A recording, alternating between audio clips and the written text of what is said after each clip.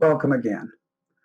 Our theme today is interrupting child abuse and neglect in time to avoid lifelong damage to children. And this year, advocating for children is even more challenging than usual due to the coronavirus. Maltreatment reports are down 40% in Minnesota. Teachers and other mandated reporters simply aren't seeing children. We estimate that 15,000 Minnesota children annually who would normally be reported to child protection are hidden from view, and there is no known statewide strategy to find them. Another challenge is that proportionately far more African American and Native American families are screened into child protection or end up in foster care than families in other communities. Addressing these racial disparities is of paramount importance to us, and it is one that we cannot tackle alone. We need advice from community leaders to shape our legislative priorities, and we are committed to listen. But listening does not mean being silent. Safe Passage will continue to advocate for every child to be safe in all our communities. An important tool for reducing racial disparities is investing in the right services. For example, in-home parenting skills training and early childhood programs have reduced maltreatment by up to 50%, so families don't even need to get to child protection or foster care. But once families are on the verge of child protection or already in it, we should provide whatever services are necessary to help them get on solid footing and build on their strengths so that whenever possible, we don't have to place children. This is critical because children, above all, need a sense of belonging with family and community, and placement should be the last resort. The problem is, over the last 30 years, funds for basic services like intensive in-home support and housing and transportation and childcare have been cut. So if we are serious about addressing equity issues in child protection and foster care, we have a choice. Either invest in and rebuild this services infrastructure or give the priority to short-term budget constraints. Safe Passage has been advocating with elected and appointed officials for resources and to improve child safety through our dedicated core of volunteer advocates. Together, they have contributed significantly to change. For example, a 2015 Governor's Task Force led to a change in law that mandates uniform statewide standards for responding to child maltreatment reports. As a result of this one change, approximately 14,500 children in a normal year are getting child protection services than in the past. The additional casework involved is eligible for federal funding, so counties have received $100 million in new federal revenues. That in turn requires a state match, so total child welfare funds in Minnesota increased from $430 million to $690 million since 2015. This enabled counties to hire 400 more caseworkers and reduce caseloads from an estimated 19 per worker to 12. So while we still need to refund support services, the resources for services provided directly by the counties have improved considerably. It is in this current environment that our keynote speaker today, Dr. Marty Erickson, shares what she has learned about maltreatment through her research. Among her many academic credentials, Dr. Erickson is Director Emerita Harris Programs in Infant and Early Childhood Mental Health at the University of Minnesota. She also co-hosts with her daughter, Dr. Erin Erickson, the weekly podcast Mom Enough, which I heartily recommend to you. That's Mom Enough, which has been providing insight and support to parents since 2006. In the late 1970s, Marty was part of a pioneering longitudinal study launched by Dr. Byron Egeland at the University of Minnesota. The study followed children who were at risk of maltreatment from birth right up to the present day. It shows why it is critical to interrupt abuse and neglect as quickly as possible. Then, in 1986, Dr. Egeland and Dr. Erickson used the findings from this research to design a program called STEEP. STEEP breaks the intergenerational cycle of maltreatment and continues in operation in the U.S. and abroad today. Here is Dr. Erickson. One of the most important findings from this longitudinal study had to do with the impact of abuse and neglect on children in the earliest months and years of life. And, we really didn't know that much. There hadn't been that much good research that really started very early in a child's life. But our study very clearly showed that when children are maltreated in any of those ways, in the early months and years of life, the consequences are huge and they're very long lasting, right on up into adulthood. And the thing about emotional neglect is that it's not easily detected by people. And babies can't speak up and say what's happening to them. And so we may not see immediate harm in the child, but we know that there's a huge risk for this harm to show up and to accumulate and multiply over time. What that feels like and what that looks like to a baby is in simple things. So babies cry to tell us that they need something from us. But when a baby cries needing comfort or needing to be fed or played with or whatever it might be, and they don't get that response, over time they don't learn to trust that caregiver. They don't learn to trust their own power to solicit what they need. And that just erodes their capacity to trust other people going forward and to care and have positive relationships with other people going forward. We saw in the kids in our study who were emotionally neglected in infancy or very early childhood that they had a dramatic decline on standardized tests of infant and toddler development. From 9 months to 24 months, these kids dropped significantly in terms of their ability to think and perform basic cognitive tasks and problem-solving tasks, which was something that really had not been documented before. But we need to understand parents and what they're bringing to that equation of the relationship with their child if we're going to make a difference. And so we can't just tell them the right thing to do. We can't just try to give them knowledge or change their immediate behaviors, but we have to really understand them in a much deeper way and help them come to understand themselves. And some of the ingredients of that are definitely building knowledge, particularly knowledge of child development. A second thing that is very important is having support for yourself as a parent. Emotional support in particular. It's very hard to be a good enough parent under any circumstances. It's the hardest thing I've ever done. But it's much harder when you don't have a support system for yourself. And a third factor that's really getting to the deepest issues has to do with how you were treated in your own childhood. In 1986, Byron Eglin, the same professor I referred to before, worked with me to develop what we call the STEEP program, Steps Toward Effective, Enjoyable Parenting. And that program, is similar to many other programs that are operating around the country and, in fact, around the world now.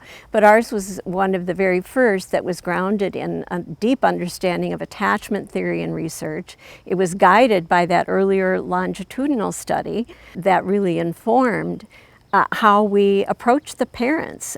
What we've learned from 34 years of adapting this program and seeing how it works in different contexts is going back again to that idea of relationship-based work, but really meeting the parents where they are and doing the skill building, the knowledge building, strengthening support networks, but then really zooming in on what we call looking back and moving forward.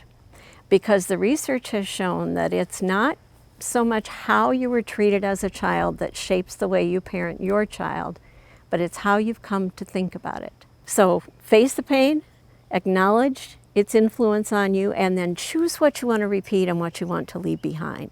So if you don't mind, I would like to kind of wrap up my comments by just sharing something that has to do with a baby boy who came to my attention quite a few years ago when I was doing this work in the community. He was 7 months old when he was having seizures at home. And it turned out that his young father had shaken him because he wouldn't stop crying. and that's what triggered the seizures. This little boy really touched my heart, but his young parents touched my heart too, because both of them were very young. They both had a history of significant maltreatment in their own childhoods. And just a short while ago, they had been children in the child protection system themselves. So I was inspired to write a song. I'm not going to sing it for you, but I'd like to just read the lyrics because I was trying to capture what Jeffrey's experience must have been like for him. The small boy reaches out for the love that he needs, but his bid for attention no one will heed. So he begins to cry, hoping someone will hear. But as no one responds, his heart fills with fear. Alone in his room with no one in sight, he cries louder and stronger out of sadness and fright, until finally his father's standing over his bed. But then the arms that should hold him reach out and shake him instead. If he's living such pain at the hands of his father, how will he ever learn to love? The small boy reaches out for the love we all need, but his bids for attention no one ever will heed. So he ceases to cry, and hope melts away as no one responds to him day after day. Alone in his room with no one in sight, he hardly can tell if it's day or it's night. And he prays that his father won't come near his bed. His heart feels like stone as his hope turns to dread. If he's living such pain at the hands of his parents, how will he ever learn to love? And I would say to all of you who are listening, we are the answer to that question. How will he ever learn to love? Thank you, Marty, for sharing your research with us as well as your moving personal experience. Our next speaker is Dr. Kate Piper. She will explore the mismatch between the sense of urgency that Marty conveys and actual practices in Minnesota. Kate Piper was a juvenile court lawyer in Vermont for 19 years, then received her PhD in social policy from Brandeis University. Her research focuses on family assessment, which is one of two child protection tracks, the other being traditional response or TR. Family assessment emphasizes keeping the family together and is the preferred option in Minnesota, whereas traditional response makes child safety the priority. A quick note, Kate also refers to family assessment as differential response or DR and as alternative response or AR because that's how these programs are known in other states. Safe Passage advocates for changing certain family assessment practices that compromise child safety. For example, giving parents advance notice of the initial child protection visit, interviewing children in the presence of the adults, and not doing fact-finding. In her doctoral thesis and again in her recent work, Kate analyzed the findings of these practices from numerous studies going back to the 2000s, and as such, she literally wrote the book on family assessment. Here is what she found. Tell us more about your research in this area, particularly as it related to family assessment in Minnesota or differential response elsewhere. So we found the studies supposedly supporting DR used flawed methodologies and misleading conclusions. A lot of studies have found that an alarmingly high percentage of high-risk cases have been assigned to the AR track. Young children are more likely to die of neglect than abuse, and neglect has more far-ranging consequences often than abuse. So, I saw cases of neglect that were reported over and over and over again to the Child Protection Agency.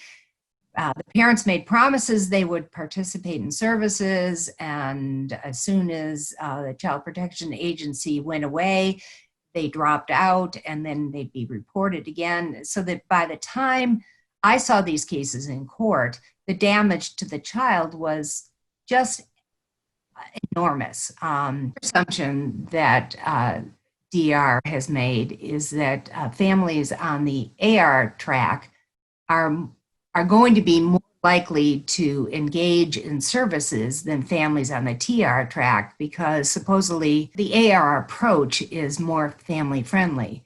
And study after study has proven that actually the uptake of services on the AR track is pretty low. So can you tell me about states that have, changed their commitment to differential response or alternative response? Yes, thank you. There are 13 states that we found that have either ended DR, suspended it, or chosen not to extend the pilots statewide. The reasons given for these decisions to end DR were a lack of resources, inaccurate sorting of cases at the time those track decisions are made, the fact that a lot of high-risk cases are ending up on the AR track, low uptake of services for families assigned to the AR track, and then concerns about child safety. In actually 6 states, there have been child fatalities in cases assigned to the AR track. And these are highly publicized child fatalities that often prompted the states to end DR. So you know a little bit about Minnesota and what we are working on here. What conclusions did you reach that are important for our state in particular?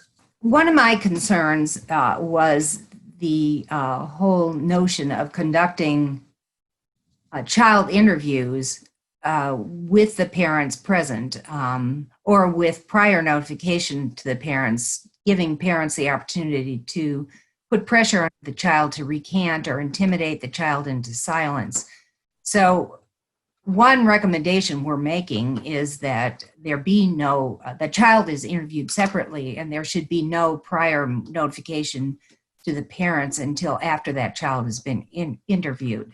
What we found is DR has evolved over time so that there's been a diffusion of best practices from each track onto the other track.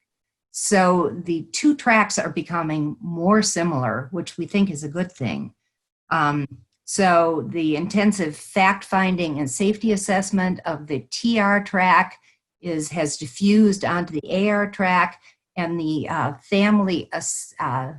family engagement strategies and the broader assessment of family risks, needs, and strengths has been diffused onto the TR track.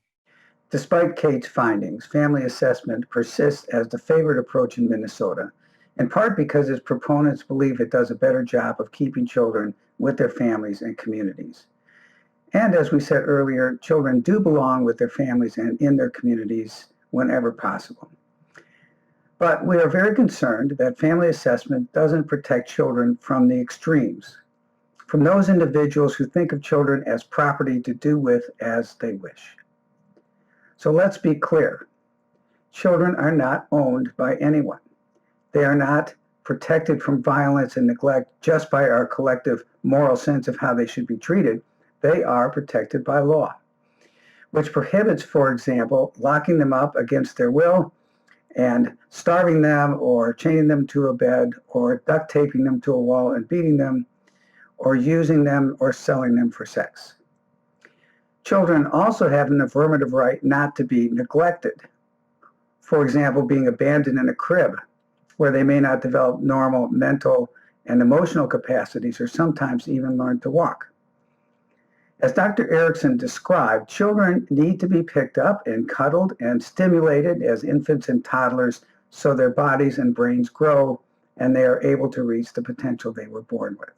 The law prohibits all of these forms of maltreatment, yet they have been committed against children for years, some of whom have been in the news quite recently, and some of whom are having these experiences even as we speak. Many of these children are known to child protection, and most of them are known to someone in authority, a public health person, law enforcement, or a mandated reporter.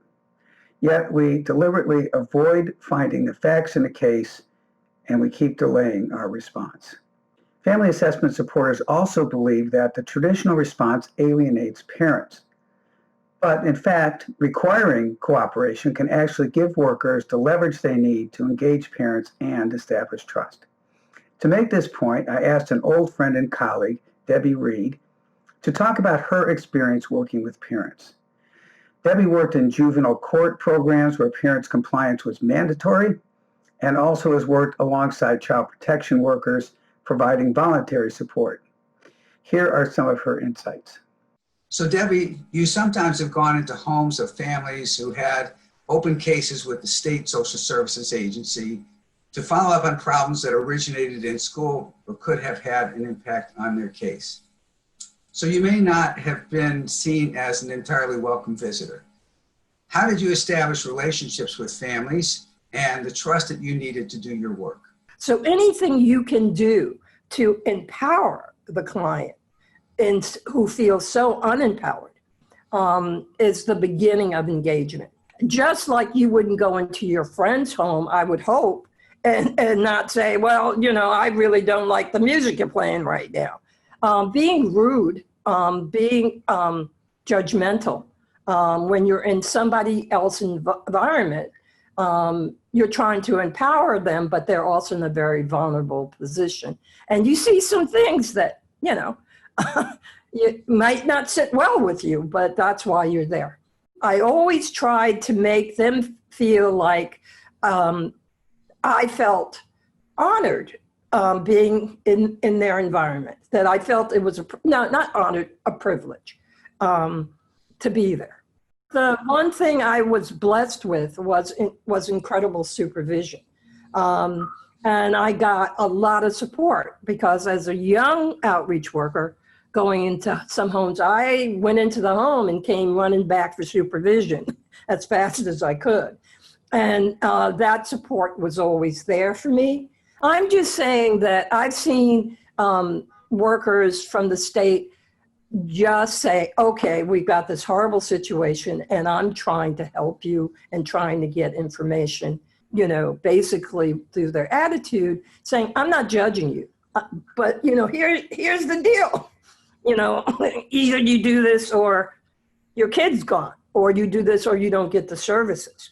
And I've seen, you know, people who would be incredibly resistant because they've been burned by these systems, you know, open up. I've also seen workers go in and they won't sit down and they look around and, you know, they're talking to the parent and they're writing, you know, or taking notes, which you have to do, but you don't have to do it that moment, you know, and I was uncomfortable with that. And it wasn't my home. I'm really glad she ain't coming to see me. Which just puts off people. You don't get the information you want anyway. You can't figure out if it's safe or not because people start to shut down and lie to you. So the importance of establishing your attitude as being a guest, there's a lot of ways to do that, even if it's not voluntary. Right. Because you're more likely to get more information than not. And some of the older state workers I met, you know, have harrowing stories and they've been in all kinds of homes and they just approach it as something you do and they get information. As Debbie explains, a respectful but pragmatic approach allows workers to get the information they need to keep a child safe, even when parents don't have a choice about cooperating. A related challenge for child protection is working with communities whose norms may be distinct from the majority culture and as a result are wary of child protection. Safe Passage has been working to address one example of this with our board member, Nali Vu. Nali is the CEO of Superb in the Urbs, a real estate company that services largely Hmong and Asian families in the northwest suburbs, and in addition is the incoming president of the Asian American Real Estate Association of America and serves on 2 other nonprofit boards. Since 2010, Nali has also practiced as a natural-born Hmong healer, which she explains means that her skills as a shaman were passed on to her from previous generations.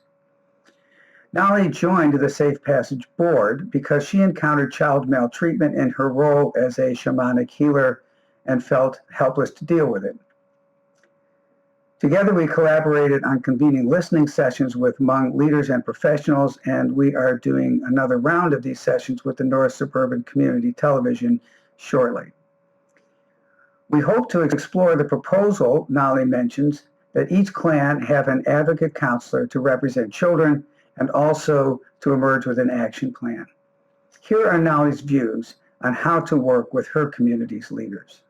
Nolly, you are a real estate executive, but also a natural Hmong healer. So can you talk about your experience in that role and particularly around child abuse and neglect in your community? First off, I would like to state that I am not a social worker or a child expert within the Hmong community. My comments are solely based off of my own experiences, dialogue with others, and information that I've come across within the community. I am, however, a natural Hmong-born shamanic healer and child advocate. So my experience with child abuse and neglect are that, this is a very fragile topic that is discussed within our Hmong community. It's not openly discussed. Rather, it's a very uncomfortable topic to talk about. And honestly, the reason why is because the Hmong community values and takes great pride in raising our children because they represent our next of kin. The fact of the thought of having their children raised by an outsider is something really difficult to accept. So how does that actually work when there's a situation involving children, and how do the elders in the clan get involved? So the problem is that the children can't speak for themselves. So no one will ever know what is happening to them, right? They simply go where the family clan leaders or relatives feel it's best for them. That sounds in some ways like it meets a lot of the current priorities of the system. For example, the system really wants to use kinship placements whenever possible, wants to mobilize community resources and maintain children's ties to their culture. So what areas do you think are missing, or what are you concerned about? I honestly feel helpless, Rich, when I see, hear, and know of children who may be experiencing child abuse. This pertains to Hmong families I personally know and others whom I've also come across. My concern is, how do we communicate as a community with the parents or families of the children who are negatively impacted to address and prevent future abuse and neglect? So are you the only person concerned about this, or are there other young Hmong professionals, people share your concerns? So as I'm sure you can recall, Rich, a couple years ago, you and I worked together to convene 2 listening sessions with young Hmong elected officials, social service agency leaders, and child protection staff to talk about this issue. We learned a lot of millennials in the community do respect and love our culture, but at the same time are not okay with some of the situations that the children are in. What can be done to bridge this gap? Well, we are convening another set of listening sessions in a few weeks to revisit these questions, and hopefully we can develop an action plan then. One focus I plan to suggest is to propose before the Hmong 18 Clan Council to designate an advocate counselor within each clan that children can talk with and help advocate for their needs and safety. We should also do an outreach to educate people in my community about what is acceptable and what is not in terms of the law, and hopefully to bridge conversations that it is okay to talk about child abuse and neglect. We also have some great younger generation Hmong leaders, as we were just talking about, who are already running social services agencies and have touched on this issue in some ways. So I do hope that we can collaborate with them to find solutions that will preserve our Hmong culture and at the same time make sure that our children are safe and well cared for. Debbie and Nolly both confirm that the most effective way to increase child safety is to try first to gain trust and cooperation and fall back on the legal leverage that the system provides only when trust can't be achieved. To pull this all together, I wanted to share a few brief excerpts from last year's speakers, Naima Broadnax and Alicia Jacobs.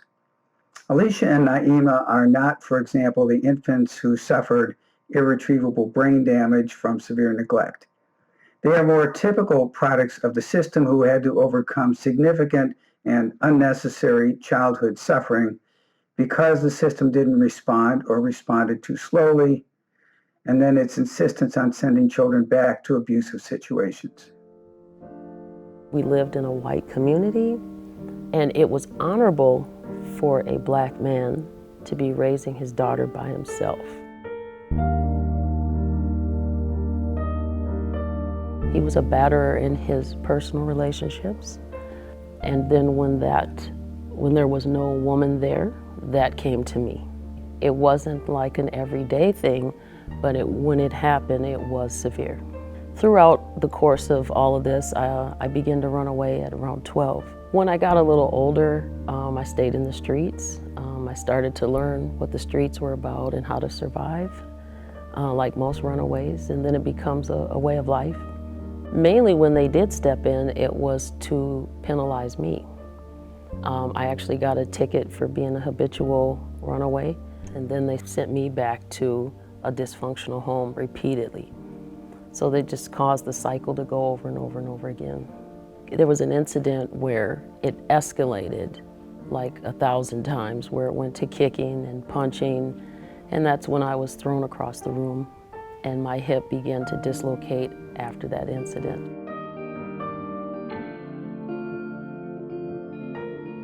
There was a major effort that had to take place for me to go into foster care, despite all of the evidence and the signs of abuse. I survived 17 years of severe child abuse. Everybody loved my mom. On the outside, she always made sure that everybody thought we had the perfect life. She had driven me to a local park and taken me into a bathroom and put a gun to my head, and she had asked me to give her one reason why I should live. My best friend had told my counselor at school, and then because it was so drastic, the counselor then had to bring in the police. And at that point I was scared because I had previously turned in my mom multiple times. The first few times I was 100% honest about everything. Like, I could nail down every single bump, bruise, scratch, scar, everything. The system wasn't able to do anything to help me, and so I had to go back home, and every time I went back, it would be worse for telling, for sharing that, or in her words, I was humiliating her and making her look bad. At the time, I think that they were always trying to do what's best for the family, and for me in that case, what was best for the family wasn't what was best for me.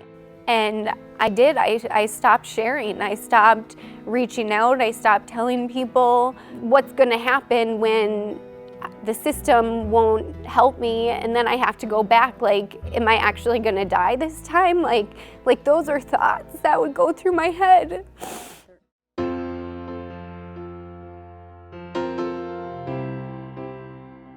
So the system wasn't able to work for me, but that doesn't mean that we can't make it work for somebody else.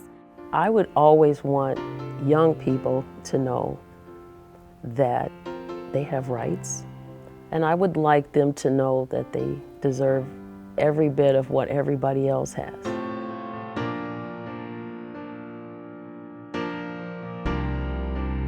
If I'm able to be part of an organization that's able to speak out and stop other people that treat their children like that, that's something I want to be part of.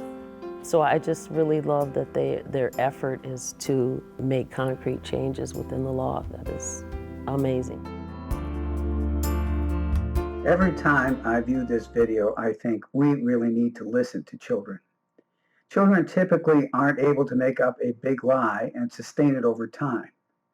So encourage them to share things generally, and when they tell us something bad is happening, take it seriously and check it out and take whatever action is appropriate.